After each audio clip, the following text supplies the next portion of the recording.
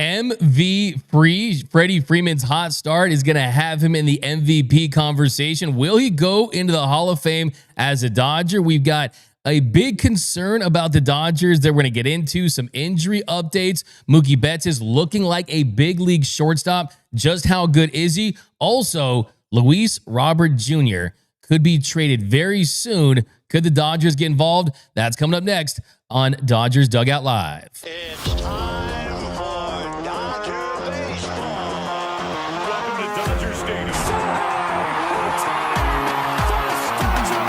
This is the golden age of Dodger baseball. The Dodgers are building a dynasty. You got it, Warrior Parade. We got it, Parade. The Dodgers punch back and head to the championship series. Starts the 50-50 clock. Mookie Magic. Freeman hits the ball to right field. She is gone. Start the party, Los Angeles. Your Dodgers have won the World Series. Think blue, bleed blue, and I'm out. What is up, Dodgers Nation, and welcome to another episode of Dodgers Dugout Live, the #1 Dodgers show and podcast on YouTube. My name is Doug McKain, credential member of Dodgers Media. You can follow me on X and Instagram at DMAC_LA. If you're new to the channel, hit the subscribe button, hit the notification bell, hit the like button. Also, join our new Discord channel. Got thousands of Dodgers fans chatting, talking ball every single day, but join that VIP Nation access. That's where you get insider info. You get cool merch. We're giving the Dodgers Nation hat that you guys have been wanting for so long. We're going to throw it in there too. You can get that $6.99 a month. Get that Dodgers Nation VIP access. Also, subscribe to the Big Lead, the hottest stories in sports, less than an hour. Definitely do that. Lots of big shows coming up. Talking lots of Lakers over there, doing a Luka Doncic jersey giveaway. But lots to get into on this show. And I've asked you guys over on the X, and here's the Dodgers Dugout Live poll question of the show. I asked you, Freddie Freeman will go into the Hall of Fame with a blank hat on his plaque. And 78% of you say Dodgers, 13% say Braves, and 9% say blank. That's a lot of Dodgers fans saying Dodgers hat. And we'll talk about what it would take for him to go into the Cooperstown as a Dodger. But we got lots to get into, so let's get into it with the leadoff. Leading off, the hottest story in Dodger baseball. So the hottest story in Dodger baseball is about the hottest hitter on the Dodgers. Freddie Freeman's bat is so hot, you could fry an egg off it. He's hotter than the devil's armpit. He is playing like an MVP, and MV is putting together a season that could go down as his best as a player. In his last 6 games, he's 12 for 25, 3 home runs, a triple, 12 RBIs, hitting .480 with a 1490 OPS in his last 6 games. He absolutely owns the Miami Marlins, which is really interesting because he's had so much success against that team, and they have different players every year. But when he sees the Marlins, he has a big-time game and just hits and rakes against them. Against the Marlins, hitting .323, hit his 42nd home run against the Marlins in the series. That's now more home runs against the Fish than any player in the history of Major League Baseball. He's been outstanding. They need to build a statue of him in Miami because he's dominated that franchise. But the conversation here, though, is about a couple different things, and it's about how he's looking at the plate so far. And he did miss 11 games. He had surgery on his ankle. He was dealing with the rib injury during the playoffs, and we saw him have the greatest moment of his career, one of the greatest moments in baseball history, when he became the first player ever to hit a walk-off grand slam in the World Series. But so far this season, he doesn't qualify for the leaderboards. And if you don't know what that means, that just means that you have to have a certain amount of plate appearances divided by how many games have been played, and then you can qualify for the leaderboards. So, for example, you need to average at least 3.1 plate appearances per the team's games. So you're looking at 500 plus plate appearances per year, around that, to be able to qualify for leaderboards. And right now, Freddie is at 2.91 plate appearances per game. So 2.91. So he's getting closer and closer to the 3.1 that you need to qualify. And once he does that, then boom, immediately he's in the MVP conversation. But if you look at his numbers with players at a minimum 100 plate appearances, he has 108 so far this season. His 362 batting average is second in Major League Baseball behind Aaron Judge, first in the National League. His 435 on base percentage is third in baseball. His 713 slug is second behind Judge, first in the National League. His 212 weighted runs created plus is third in MLB, first in the National League. So to give you an idea of what that means for him to have a 212 weighted runs created plus, 100 is league average. So he's 112% above league average. He's essentially two players plus 12. That's how good he's been offensively when he's been out there. He's hit 8 home runs. That's 11th in the senior circuit. A 1.7 F-WAR. That's 8 in the National League. Ohtani actually has a higher F-WAR right now at 2. Corbin Carroll leads the National League with Perdomo and Tatis, some other guys ahead of him. But if he continues at this pace, he's certainly going to be one of the early leaders for that MVP conversation in the National League.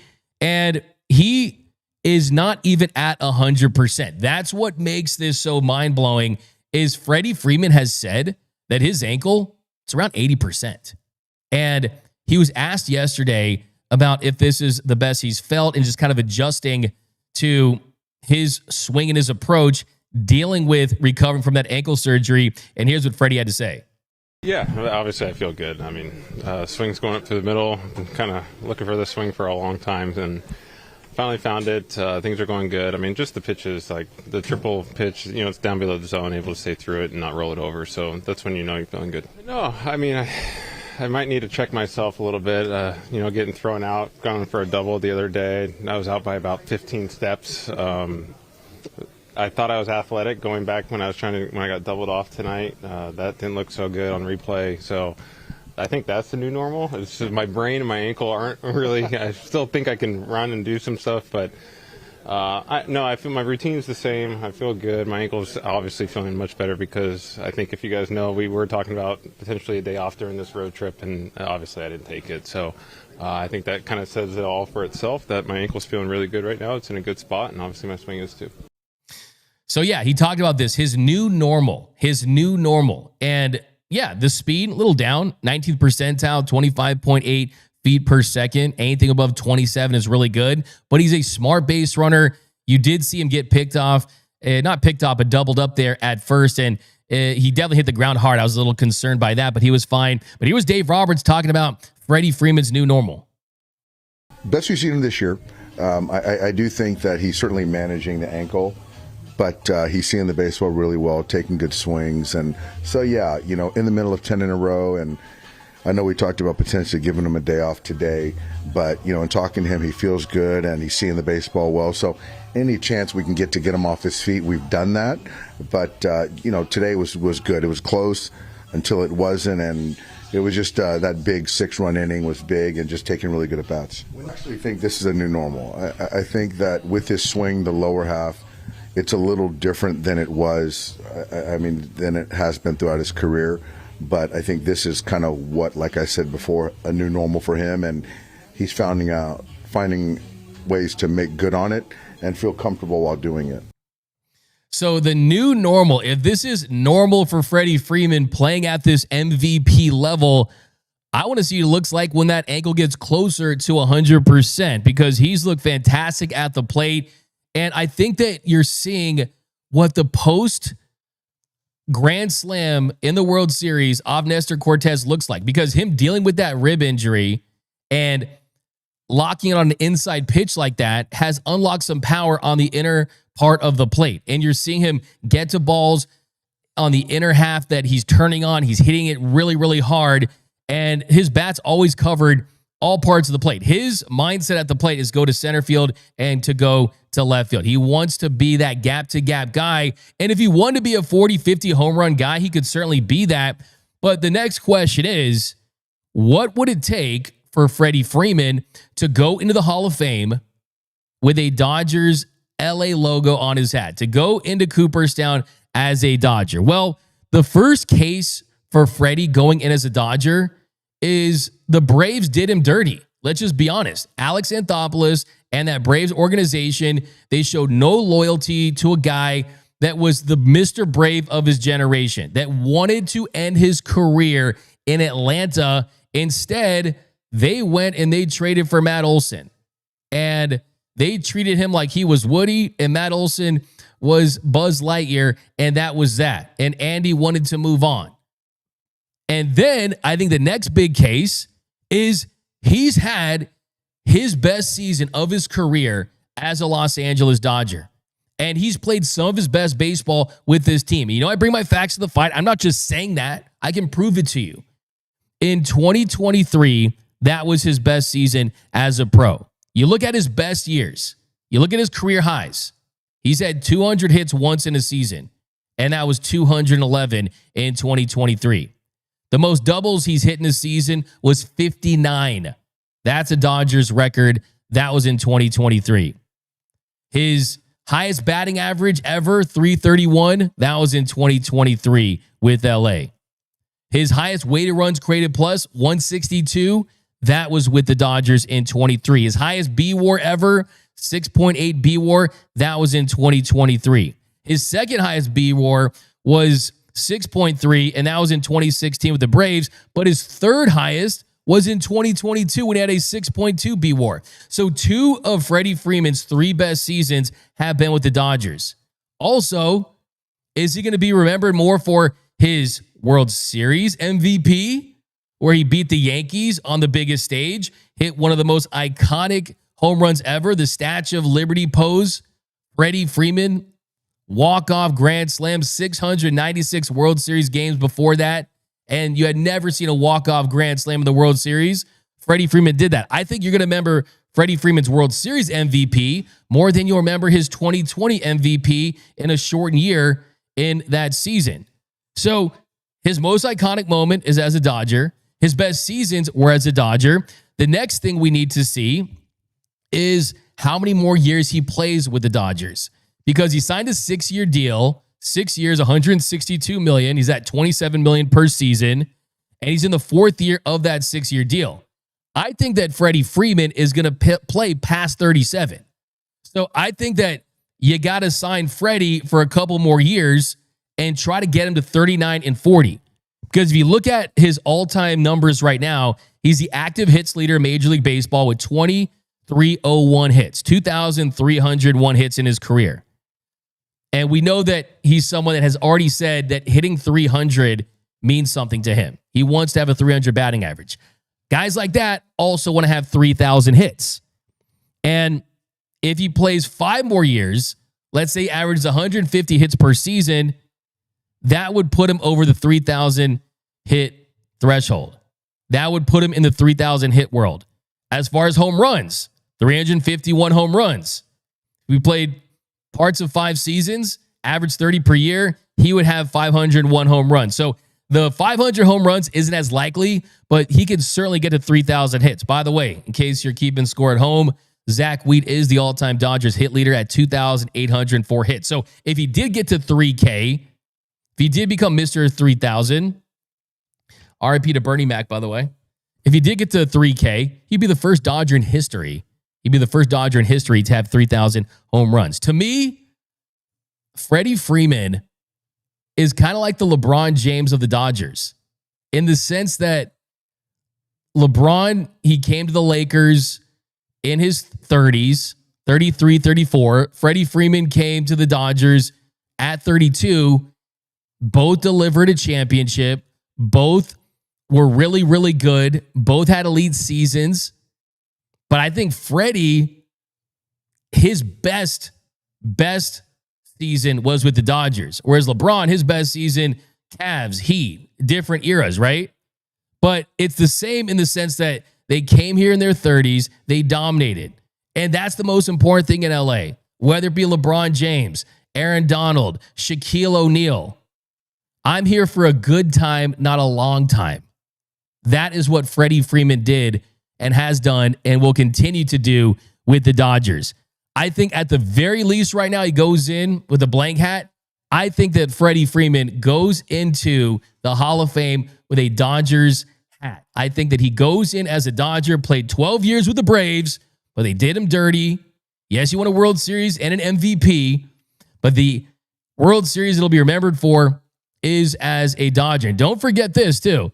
His kids, Charlie and the gang, throwing first pitches, they're growing up as Dodgers fans. You think they want to see their pops put on that Braves hat in Cooperstown? I don't think so. So Freddie's having an MVP start to the season. He's been fantastic, and you love to see him having this level of success, not even at 100%. He's going to go into the Hall of Fame as a Dodger. Say it with me, MV free. Got some comments down below. Garrett Lone Lee. Freddie is actually getting paid the money he deserves currently, unlike LeBron. This wasn't supposed to bring up some like anti-LeBron thing. I'm just saying as far as a star going to an LA franchise late, winning a championship. But yeah, Freddie's had his best year in his career of a great career with the Dodgers. Can't really say that about LeBron, even though LeBron's played at an extremely high level. Luis S. Gibby, meet D-Mac. I like that. The runner on second built a statue of his ex-agent for getting him to LA. I love that. I like that. It's a comment of the show. Broman74, dude, Braves, I think he loves the Braves, played 12 years there. Hey, I'm not saying he doesn't. But he's going to live in LA. He's going to live in Southern California. I think he wants to drive around as a Dodger or as a Brave. I think that's the case. But coming up next, we got 3 up, 3 down, 3 things I like, 3 things I don't like in the world of Dodger baseball. We're talking about some trades. Luis Castillo, he was traded, not the Luis Castillo you probably think, because it was Luis F. Castillo.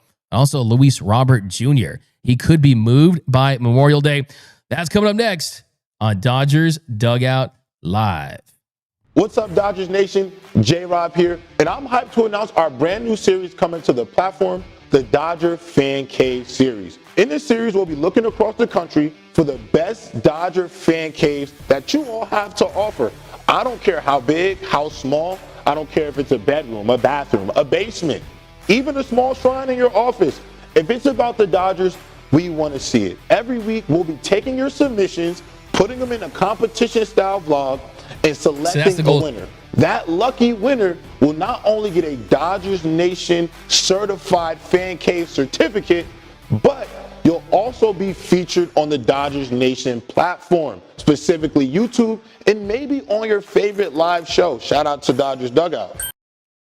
And welcome back to Dodgers Dugout Live, the #1 Dodgers show and podcast on YouTube. By the way, keep firing away down below in the comments section. Any questions you do have, we will answer them during the 7th inning stretch.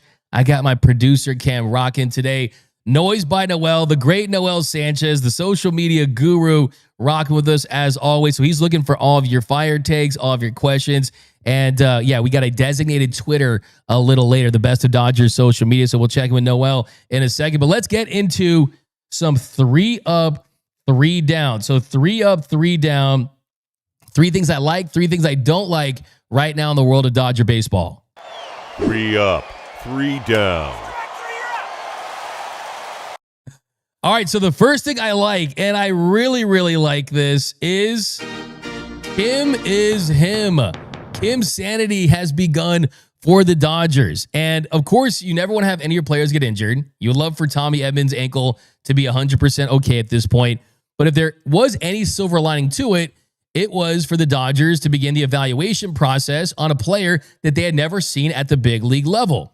The Dodgers signed Kim to a 3-year deal. They guaranteed him $12.5 million. And there's also club options there for 2028 and 2029 that they have to decide on both of them after the 2027 season. But you're looking at a commitment that's less than $30 million for a guy that has provided a spark to this Dodgers offense and the base pass. And defensively, he's looked good. Well, first 2 games, he came in as a pinch runner. He stole first base against the Braves. Look at that speed. My man does not skip leg day. And then his first start against the Marlins on Monday, he was batting at the bottom of the order. He flew out in his first at-bat, then got a first hit in his second at-bat. And that showed you that, hey, he can get on base. He can put bat to ball. He stole second with Shohei at the plate, and then Shohei He had a 117.9 mile per hour laser beam home run, the hardest hit home run of the season. But Kim went 2 for 3 on the night. He picked up his first MLB RBI with a single in the 6th that scored Andy Pages. He almost pulled off an incredible highlight where he fielded it and flipped it to Freddie Freeman with his glove, and Freddie just couldn't field it. But you saw some special sauce on his defense as well. And the big question now is, do we see him hit for any power? He averaged around 5 home runs per game in his 7 full seasons in the KBO. The most home runs he's hit in the KBO was with the Kiwoom Heroes. He had 11 home runs, but he did hit a 462-foot home run in mid-April. He had a couple home runs. He had some triples, some doubles. And what I like too, he's only struck out once. He's only struck out once so far. And when you do that, you put the ball in play. You make things where, okay, good things are going to happen if he can put the ball in play. He's had 12 at-bats, and he has 2 stolen bases, 2 RBIs, 5 hits, hit 417 with an 834 OPS. Very small sample size. Very small sample size, but he has a career on base of 364. A career on base of 364. So here's where I'm at with Hyeseong Kim. And look, for all we know, he's going to go 0 for his next 20, or he could go 10 for his next 20. We still don't know, but what you needed to see from him to get an extended run, you've seen so far. Get on base, put bat to ball, base hits, stolen bases, versatility, playing really good second base, playing good center field. Look, yesterday in center field, he's the captain of the outfielders in center field. When you're a center fielder, you're the captain out there, and you just got to call off Andy Pages. And Pages has had some issues with that, let's be honest, getting into it with Teoscar on a fun level, but he's got to call him off and make that play. But we also saw him make a stop at shortstop on a ball that should have got through the infield, and he stopped it. So he clearly has a lot of lateral speed, some athleticism, and I'm looking at that career 364 on base percentage. If you can get that at the bottom of the lineup, you act as a second leadoff hitter to get on base, to give Shohei Ohtani, Mookie Betts, and Freddie Freeman run scoring opportunities. The Dodgers, they are tops in the sport when it comes to OPS with runners in the scoring position. They're second in batting average, but they're towards the bottom in opportunities. You're in the bottom third when it comes to at-bats with runners in scoring position. So you need more opportunities, and Kim can do that. And then the next thing is, the next big question, what do you do when everyone gets healthy? What do you do when everyone gets healthy? When Tommy Edman hopefully comes off the IL for the Dodgers series against the A's starting next week after the Monday off day. What if Tommy Edman comes back? What do you do? Well, Teoscar Hernandez is on the IL, and I think at this point, James Outman is here. James Outman did hit a home run, but Outman doesn't play second, doesn't play shortstop. He's a really good base runner, but can you trust him to get on base? I think Kim, you want to see more from him as an infielder, and whether it be put him at second and Edman in center, Kim at second, flip-flop those. I still want to see Kim on this team. And then how about this? Let's say Max Muncy continues to slump and you want to give him some time off or whatever it may be. Tommy Edman can play third base. Tommy Edman can be an above-average third baseman. Could put Edman at third, Kim at second, Mookie at short, Freeman at first. That's above-average defense at every single infield position. And then when hopefully Muncy just goes on a tear. I mean, that's the best-case scenario. I'm a big believer in Max Muncy. I really am, because I still think that the home runs are in there. But we've seen this team do that with guys. So it's not outside the realm of possibilities. So that's an option. Then look, the other option too is, I think that when Chris Taylor gets to 10 years of service time in August, Kim has to be on this team on the bench. A left-handed bat off the bench, a guy that uses speed, or we'll see what happens with Conforto. I am not selling my stock on Conforto, because the truth is Conforto is having a season where last year he was great in the second half. So until he's falling off a cliff, I'm still going to kind of give that opportunity. He had a 108 mile per hour flyout yesterday that had an expected batting average over 600. But here was Dave Roberts talking about Hyeseong Kim and how impressed he is with his early play. I've been really impressed. I like the unconventional kind of at-bats, the swings, the bat on ball, the speed, the dynamic. It's something that we really haven't had. And I like the level of focus. I like his energy too. So, yeah, he'll be in there tomorrow as well. So he's going to be in there tomorrow, which is today. So that's another earned opportunity for Hyeseong Kim. And look, Dave said it the other day, everyone loves Hyeseong Kim. His teammates, the coaches, the fans, there's just something about this guy. The Comet has got it. And he's kind of taking this fan base by storm. And here was Kim talking about how he's been contributing early and just putting in the work and using what he's learned from the coaches to make those adjustments on his retooled swing. Here's Kim talking after the game about contributing to the team and how he can do that. 그냥 항상 말했듯이 제가 뭐 홈런을 치는 타자도 아니고 홈런을 바라지 않는 것 같아서 저는 일단 루상에 나갔을 때 더 팀에 도움이 되는 선수이기 때문에 어떻게든 루상에 나가려고 하고 있습니다. Like I always said, I'm not a home run hitter. I'm not a power hitter. It's more important to get on base. And then once I get on base, I think I can contribute to the team. Luckily, the results comes along what the team what the team taught me, and then I still have to work hard. You got to work hard, but I like that. I mean, that's why it's tough to evaluate a guy based on his KVO numbers, because he made changes to his swing to kind of flatten out the bat path a little bit and be able to handle more power. And he's hit for more power in AAA. Let's see if he can hit for more power and at least get on base and hit singles at the big league level. So that's a big thing. And here's Kim talking about his teammates and being embraced by everyone around him essentially in this organization. 일단 너무 좋고 제가 모르는 게 많잖아요. 처음이라 그런 것들을 너무 친절하게 먼저 와서 알려주기 때문에 야구를 하는 데 있어서 너무 좋은 것 같습니다. You know, it's awesome that this is my first year. I have a lot of questions and I have a lot of things that I don't know. But to be honest, everyone is being nice and then they tell me what to do. So it's been great. Thank you so much. Hey, Kim is him. Get him an extended run. Let's see what we have in this guy. Speed, youth. You got that now with Kim and Pages. Pages runs as fast as Edman. And Kim is fast on all of them. I think he's the most exciting base runner that they've had potentially since Trey Turner. But that's the first thing I like in 3 up, 3 down. Now, the first thing I don't like is how much the bullpen is getting worked. This is the biggest concern for me right now because of how taxed this bullpen is. This bullpen is getting worked harder than a Panda Express employee during a Dodgers win streak. That is how much they've pitched.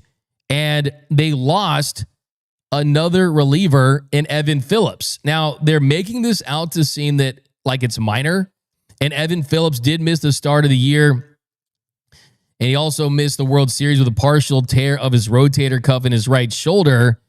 He came back from the injured list on April 19th, and he's looked really good. He's appeared in 7 of the Dodgers' 14 games since he's been back. He's put up scoreless ball in 5 2 third scoreless innings. Got the save on Monday. The sweeper's been nasty. He looked really, really good. But Phillips said to reporters after the game about his injury and going on the 15-day IL, I always felt good when I pitched. So that's kind of where my disappointment comes in. I do feel like I can still contribute, but I think what it comes down to is we don't want to mess around with something in early May. We don't really have the luxury of giving me a couple days off here to figure it out. So we decided best to just be cautious with it. We'll get a deeper look at things over the next week or a few days in Arizona when we get over there and hopefully have a clear idea of what we're working with. So my question is, if they're not overly concerned about this, then why are they going to take a deeper look at things and be more cautious and kind of take a deeper look at it? So shouldn't we say these things after you've taken the deeper look, just in the event that there's something more going on? So that's kind of my concern about that, because look, Evan Phillips, when he's right, he's a top 10 to 15 reliever in the sport. We call him Fireman Phillips for a reason. Dr. Filth. His nickname amongst his teammates and his friends is Honey Bun, right? But it's concerning because the Dodgers, you have 13 pitchers on the IL. Blake Treinen's on the 60-day.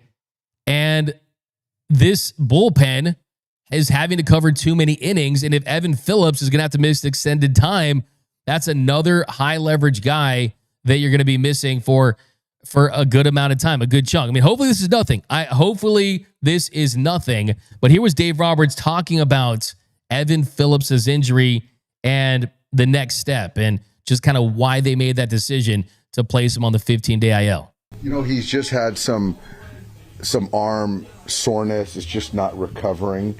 And could he have pitched today? Absolutely. I just don't know. No one knows how he would feel responding going forward. So I think for us, it just made the most sense to IL him. And our expectation is on that 16th day, he'll be back active. So it's just more of a precaution. No, I don't think there's imaging required. And again, he could have pitched today, but it's just kind of where we're at with the pen to use him the way we would want to use him or he needs to be used. We just weren't completely certain of that, and I think that was the tell. So I like what he said there, but when you've followed this team for your whole life and most recently last couple of decades and last 5 years, you know that when it comes to pitching injuries, you always have to take it with a grain of salt the size of Bruce Bochy's head because you just never know. And kind of taking a deeper dive on the bullpen. The Dodgers bullpen has thrown 161 innings. That's the most in Major League Baseball. That's almost 10 more innings than the next team with the highest amount of innings pitched out of the pen. That's the Marlins at 152 1/3 innings. The Dodgers have had 4 pitchers that have thrown in at least half of their 37 games this season. Kirby Yates in 19, Alex Vesia in 19, Luis Garcia 18, and Anthony Banda has pitched in 17. Jack Dreyer has pitched in 13. Benny C has pitched in 11.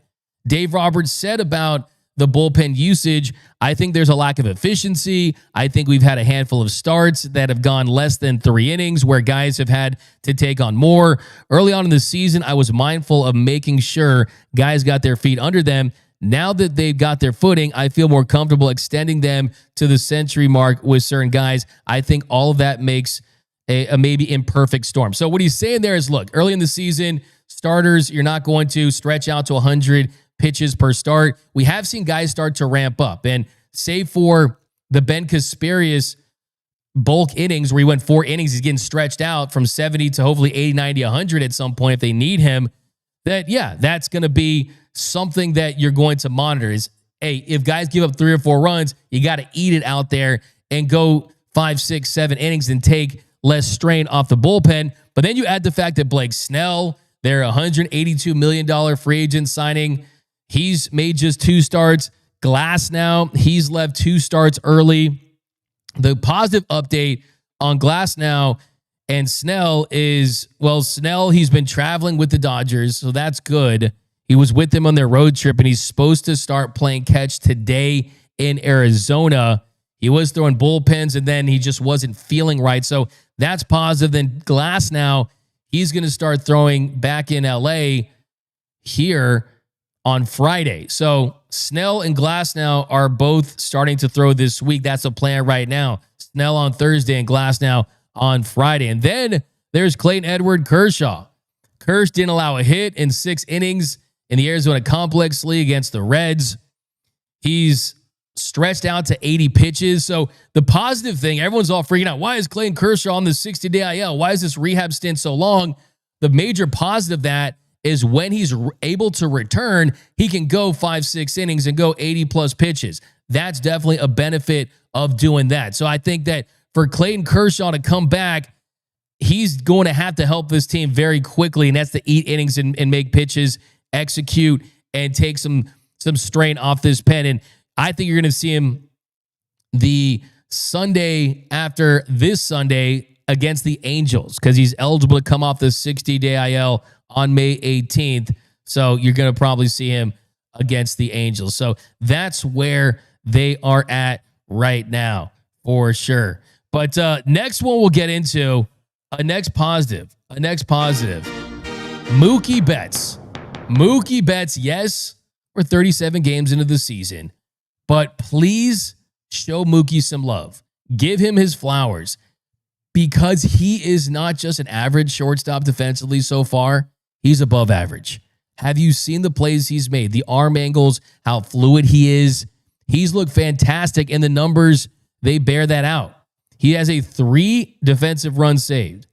3 defensive runs saved for Mookie Betts. That's 4th amongst shortstops. 3 outs above average. That's 6th. His range is at a 3. That's 6th. He has better outs above average scores right now than Francisco Lindor. And who are the shortstops we were talking about? We were talking about Bo Bichette. We were talking about Willy Adames. Willy Adames, a -4 outs above average. Bo Bichette, a -5 outs above average. Ellie De La Cruz, -3 outs above average.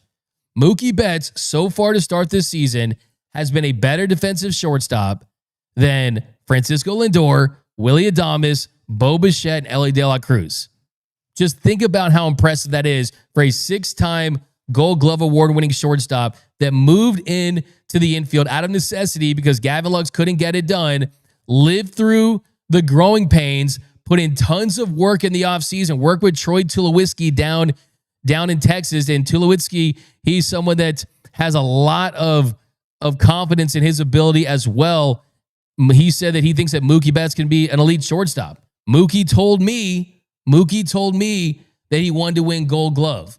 Mookie told me, he said, hey, as long as I'm out there on the field, I want my glove to be gold. So he wants to win a Gold Glove.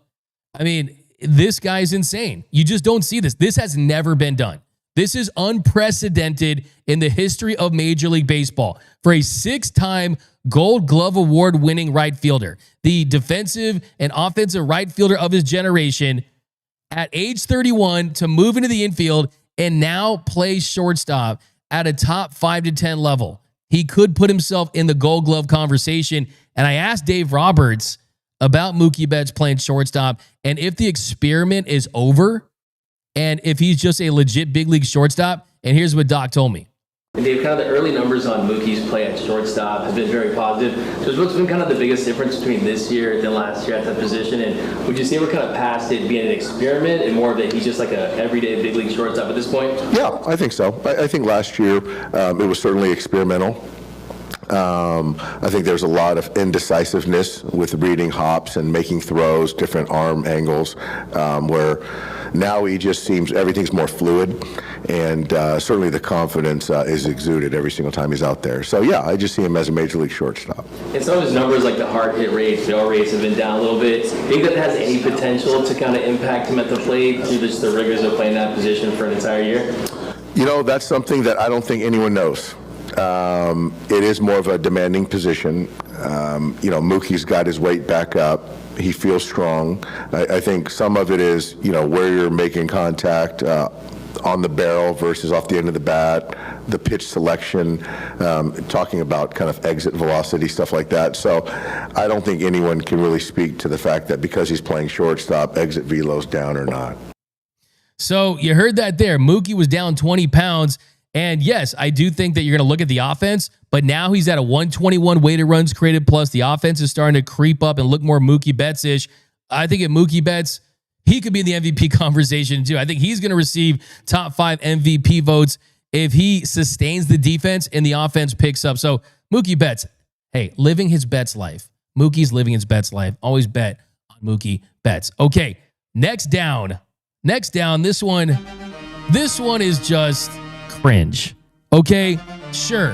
Max Muncy has been mired in a season-long slump. He's hitting 177 with a 72 weighted runs created plus, so he has been 28% below league average, has hit just 1 home run so far this season. He's 2 for his last 20, but still, never, ever, ever reach out to a player's family to talk about how you feel about that player. That is clown behavior.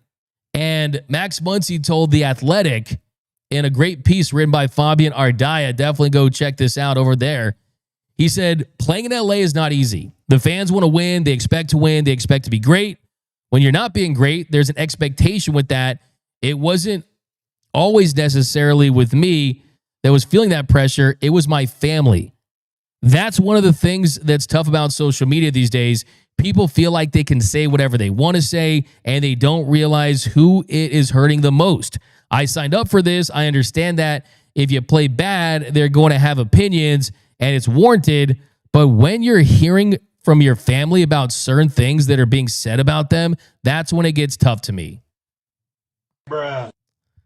You cannot be doing that. What kind of person are you to reach out to a player's family?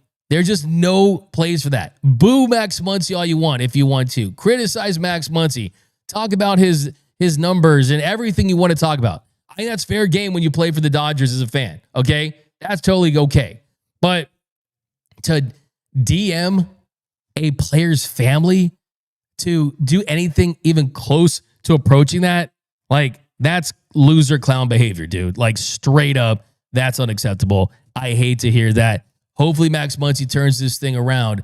And one of the things about that is his family doesn't have to hear from clowns that are trying to do that. Look, it's a long season, 162 games. Players go in slumps, players don't, right? And really, this topic's not about Max Muncy the player. It's about, hey, like, that's just never okay. Okay, last thing we'll talk about for the 3 up, 3 down and the up is that Luis Robert Jr., the Chicago White Sox outfielder, could be traded as soon as before Memorial Day. This is from our friend Bob Nightingale, who wrote, Chicago White Sox center fielder Luis Robert finally started to hit .346 with 3 homers, 8 RBI, and 6 stolen bases this past week. If he continues, the White Sox hope to have him traded by Memorial Day.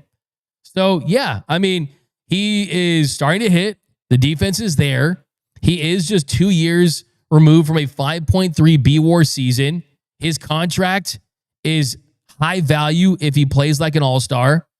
He's making $15 million in 2025, and he has 2 team-friendly club options for $20 million and a $2 million buyout. So he has 3 years of team control, including this season, at a favorable rate. And I guess you can look at this as you're a little scared about it because you think that it's not great timing if he's going to get traded before Memorial Day. I still think that he'll probably last a little longer than that. They'll want him to get his trade value up. But I just want to put this out there that even though Kim looks really good, even though Pages looks really good, I still would consider trading for Luis Robert Jr. Think about this. They just paid Michael Conforto $17 million. For over a month, he's been the least productive hitter in the sport, objectively, statistically speaking. Luis Robert Jr. is getting paid $2 million less than that. And then he's younger. He's in his prime. He's a plus defender. He's fast. He's got a lot of tools. And he's getting paid $20 million for the next 2 seasons. So you look at the contract you just gave Teoscar Hernandez, and Teo rakes. Great runners in scoring position. We love Teoscar Hernandez. Absolutely. But you just gave him a really nice contract over $60 million for a 3-year extension north of 30. So this would be a high value play if the Dodgers got Luis Robert Jr. And here's the thing. You could still keep Hyeseong Kim in the mix, have him off the bench if you need to. Have him as a part of your future. He's still really young. Second base. There's options, right? And then think about your outfield of the future. I believe in Andy Pages. I think he's going to be that guy. He could be your left fielder. Luis Robert Jr., your center fielder. Teoscar Hernandez is your right fielder. Those are 2 above-average defenders in the outfield. Young guys, fast guys. You're getting younger. I'd still consider it. I really, really would. And I think the big question the Dodgers need to ask themselves is, do they think that Dalton Rushing is going to be a left fielder next year that's going to be a backup catcher as well and mix those 2 things up, and you think that he can provide an above-average bat with that? If that's the case and they want to go that route, does make sense. But if it's just as a backup catcher, I'm not so sure that makes sense. Look at that catch by Luis Robert Jr. I mean, as great as Hyeseong Kim has been, he ain't going to hit 38 home runs in center. As great as the defense looks, not as good as Luis Robert Jr.'s.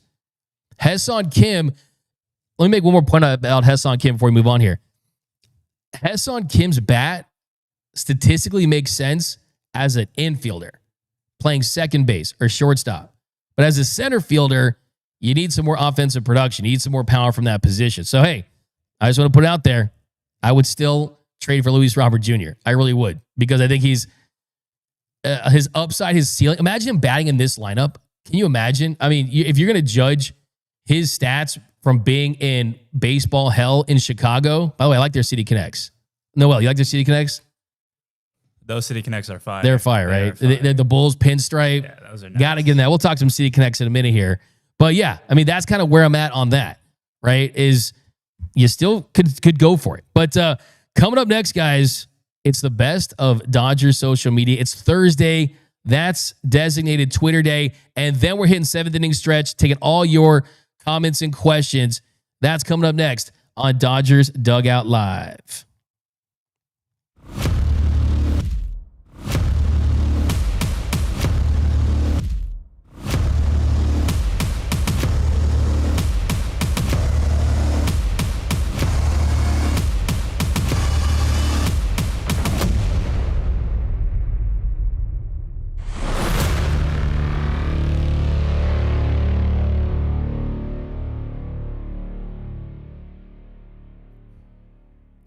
I love that commercial. Makes me want to run through a brick wall. Directed by Noel Sanchez, man. Was that Noel? Was that Michael Bay? Go pick up that T-shirt, man. Transformers, man. I was in my Transformers. Transformers. Hey, yeah, exactly. Make it transform your cool factor by putting on one of those awesome T-shirts. Also, they were dropping a new T-shirt, Rookie of the Year, Dodgers Dugout Live original. By the way, Nike put this on there. I'm gonna have to sue Nike for taking our catchphrase here. But look, Rookie of the Year. You got the 11 there, the reverse K. We're going to drop these tomorrow in all colors. So be on the lookout for the Roki Sasaki Rookie of the Year t-shirt. And if you really want to support the channel, definitely do that. Got some super chats really quick here. We got Andrew_Nathan RPS 499. Dodgers should trade for O'Neal Cruz over Luis Robert. We don't even know if that he's available. Luis Robert Jr. certainly is. Muse 1795. I'd rather have Belly back over Conforto. Interesting. Okay, so we'll get into your comments in a second here, but it's Thursday, so that is when we round up the best of Dodgers social media. Here's this week's designated Twitter. Designated Twitter, the best of Dodgers social media. All right, Noel, let's see what we got here. Let's put it up. We got dude. Oh, I love this. I saw someone pointed this out in the breakdown. This is hilarious. This is from Hyeseong Kim Muse. Says, dude, the fan in the top left threw off his Marlins jersey and became a Dodgers fan after seeing Shohei Ohtani's triple, spotted by Ann's cuts. This is literally Shohei doing the Freddie, doing the hit Selly, and then the fan, he starts doing it and starts ripping off his Marlins jersey. This is incredible stuff. My only complaint is that I wish he had a Shohei Ohtani jersey under the Marlins jersey, but awesome stuff from Hyeseong Kim Muse. All right, Noel, what else we got? Got you right here, my man. We've got Shobei says, I seriously can't wait for pitcher Shohei. Just super excited for the Dodgers fans to watch and feel how different a Shohei Ohtani bump day is. Atmosphere is intense. Also, Shohei looks so serious, fired up, and hella mad. He would curse a lot too. Okay, guys, I don't want to get too fanboy on you, but literally, if you zoom in, I actually have goosebumps. I really legitimately do. Call me a fanboy if you want. But I remember being in Anaheim, and I went to cover Shohei's start against the Dodgers a couple years ago in Anaheim.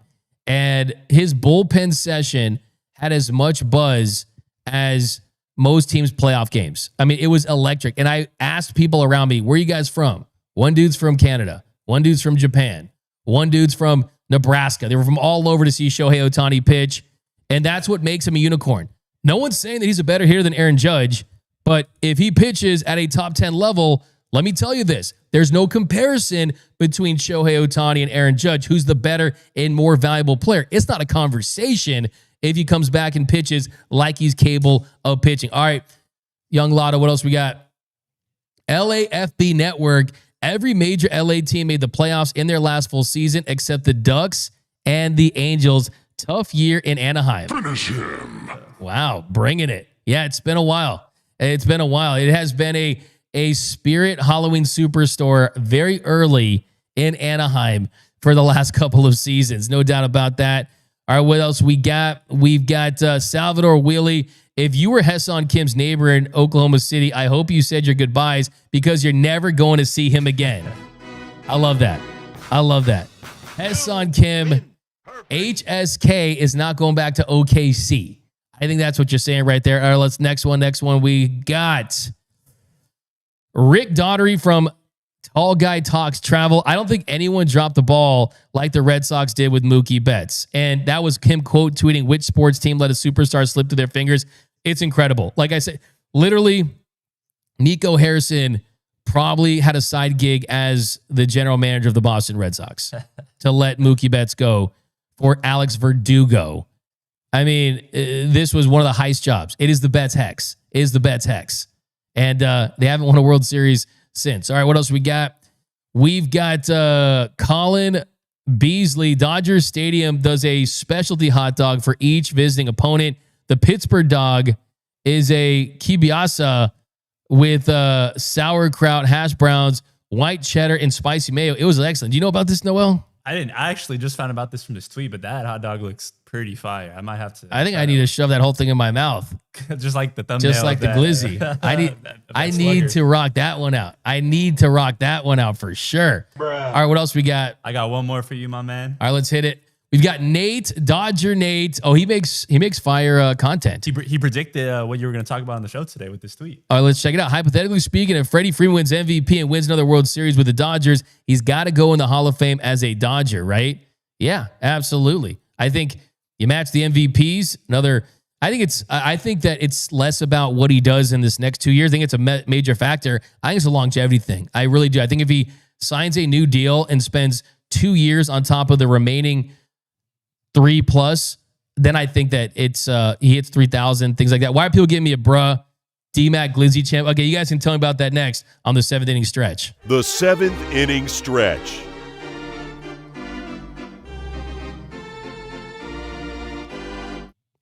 All right, here we go. Let's go. Ayo, D-Mac, come on. What? Does it look like a delicious hot dog? What are you talking about?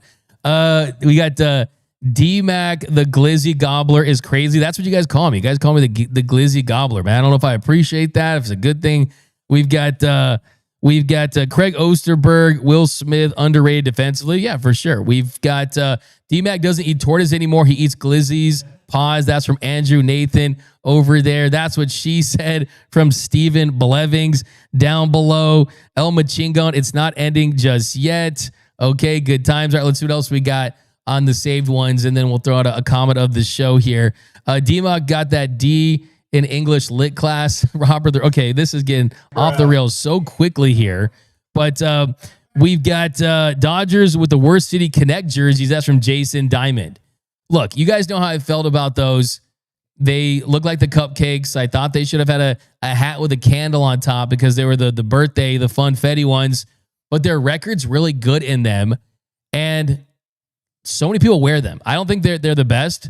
By the way, Noel, did you see Miami's new City Connects? I did. Those are pretty fire. Those are fire. Those are pretty sick. What do you think about the Diamondbacks? I like them. Purple joints. I think the purple ones that everyone liked their other ones that they had. The Serpentes, or what was it? Those are pretty. I mean, I thought people were like really loving those. I didn't really love those that much as people were. The new ones though are cool because they remind me, of course, of that Bank One ballpark, the Bob with Randy Johnson and Kurt Schilling, and that Gonzalez, that initial Diamondbacks team with the teal and the purple, big trendy colors there. So I actually kind of like those. I like those. I think the Giants kind of missed the mark. The Dodgers already got a second one, so they're not going to get a new one. They're going to keep that one. We got the Modib69. What would your walk-up song be? I suggest Return of D-Mac. So that's pretty cool. Return of the Mac. But, that's actually Landon Knack's walk-up song. Mine would be the theme from Doug, the Nickelodeon. Or Ambitions as a Writer by Tupac, because that one always gets me fired up. We got Super Chat 499 from Pocket. By the way, drop your guys' walk-up song. What would your walk-up song be? I'm going with Doug. 499 Smith's defense is a liability. The best teams we play have ate up that base path and have ran all over LA, not to mention the constant pass balls. His defense has been decent. And look, you've seen the pop time, the throwing. I'm okay with that. Ed Sabatka, I want to see Padres fans rip off their jerseys too when the show hits one. I am Scott. I'm going to have to disagree with you on this one, D-Mac. I honestly don't think we need Luis Robert Jr. I don't think we need him for sure, but I would explore the possibility, weigh the pros and cons, and just think about it. But to continue your comments, is we have talent to fill in that slot. We have future talent to fill in that slot. Yeah, I mean, Paz looks like the first developed position player in a long time. It's been a long time. Since Will Smith in 2019, have you had a position player that you actually have had stuck on your roster that you drafted and you developed, right? Nobody Does It Better by Nate Dogg. That's a great song. You come from coast to coast. Yeah, RIP the great Nate Dogg. I am Scott. By the way, is our City Connect getting an update? That milk and cereal design is whack. I don't think it is. I think they're going to roll with it for this season. Blau K, the Dodgers shouldn't convince themselves that Luis Robert Jr. isn't needed. If you can never have too much pitching, then you can never have too much hitting. Yeah, absolutely. Right? I mean, that's kind of the case that we're kind of thinking about right there.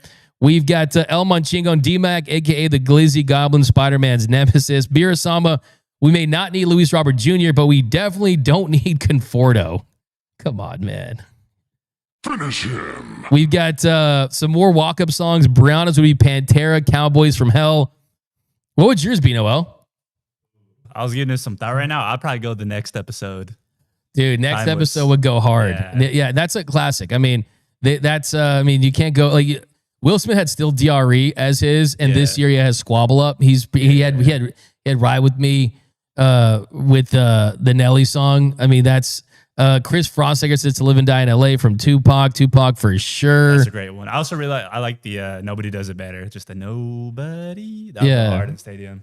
Yep, that's a classic for sure. Gotta love that. But yeah, keep dropping those down below. I'm interested to see for sure. Mario London versus my walk up is D-Mac's intro.